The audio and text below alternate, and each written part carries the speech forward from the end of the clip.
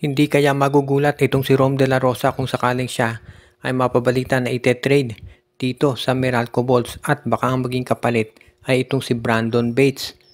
Meron ding mga reports kasing lumalabas na kahit na nasa starting 5 ng Magnolia madalas itong si Rom De La Rosa, pwede raw na ito i-trade na dito sa Meralco kapalit ni Brandon Bates. Ngayon, doon naman sa magtatanong bakit ite-trade ng Meralco yung kanilang big man na si Bates. Ang report kasi ay mapupunta na raw sa Meralco ito si Christian David, yung 6'8 center ng Blackwater. So baka hindi na nila kinakailangan si Bates at yan ang dahilan kung bakit ito ay willing na silang i-trade dito sa Magnolia. At ang Magnolia naman willing na makuha si Bates dahil magkakaroon sila ng Twin Towers. Si James Laput at itong si Brandon Bates sa center at pwedeng-pwede nang mag-power forward si Xavier Lucero at si Ian Sanggalang.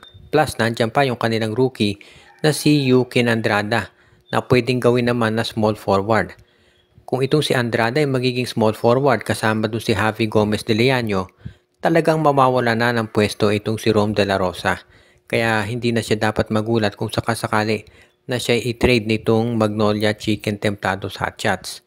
Ngayon, kung ikaw naman itong Magnolia, sigurado na pag-aaralan mong mabuti yung mga offers dito. Pero sa tingin ko kung Brandon Bates for Rom De La Rosa, pwedeng-pwede na yan na tanggapin nitong Magnolia dahil hindi naman sila malulugi dyan.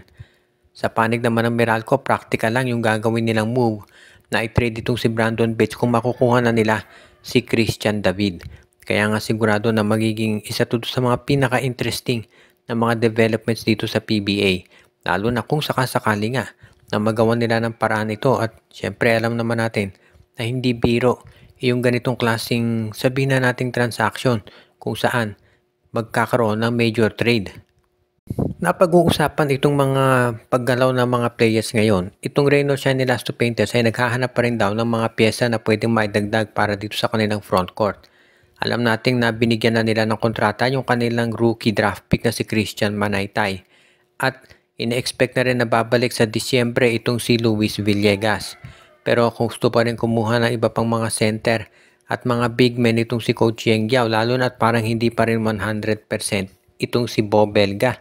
Kaya nga mukhang kinakailangan daw ngayon nitong Reynolds Shine ni Lasto Painters na maghanap pa ng ibang mga players mula sa free agent market o di kaya naman sa pamamagitan ng trade para mapunuan yung pagkukulang dito sa kanilang roster. At yan daw yung napipili ngayong approach na gagawin nitong si Coach Yeng Giao. Alam nating magaling pumili ng mga tauhan itong si Coach Yeng. Pero ngayon ang question dyan, sino pa kayang big man na pwede nilang ma-acquire? Siguro most likely sa tingin ko itong si Pau Villonar dahil ito hindi naman masyadong nagagamit dito sa Converge. Lalo na at nandyan na itong si Larry Muyang. Kaya nga sa tingin ko pwedeng-pwede na yan ang kunin ng Rain or Shine.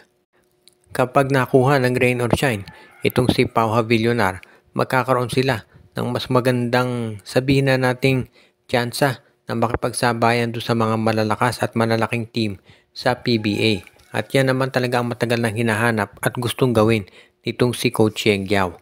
Kung sakasakali na maaprubahan itong trade para kay Pau Villonar, abay magiging maganda resulta niyan para dito kay Coach Yeng. Pwede naman nilang ipalit o ibigay ng kapalit itong si Andre Caracut o kaya naman itong si Sean Ildefonso. So magsasama na si Sean at Dave Ildefonso dito sa Converge Fiber XS. So mukhang yan ang bagay talagang gawin daw ngayon nitong si Coach Yeng Giao para lumakas ang Ross.